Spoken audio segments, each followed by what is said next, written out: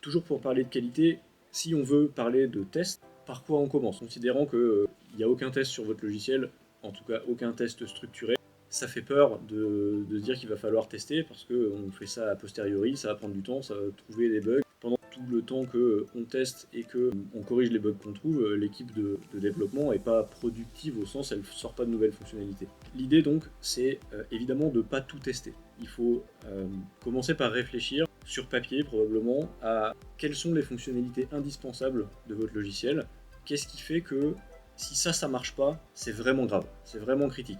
Et donc, l'idée, c'est de vraiment cibler l'effort de test sur ces fonctionnalités-là. Et le reste, si ça marche pas, entre guillemets, tant pis. On passera du temps à améliorer ça plus tard.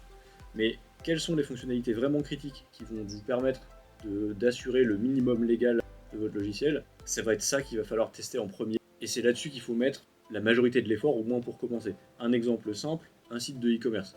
Un site de e-commerce, il y a énormément de trucs à tester un petit peu dans tous les sens. Donc c'est impossible, surtout si on démarre, le site est déjà en ligne, il y a déjà des utilisateurs, des clients, etc. On ne peut pas se dire on va tout tester, sinon ça va jamais s'arrêter. Et donc quelles sont les fonctionnalités critiques sur un site e-commerce?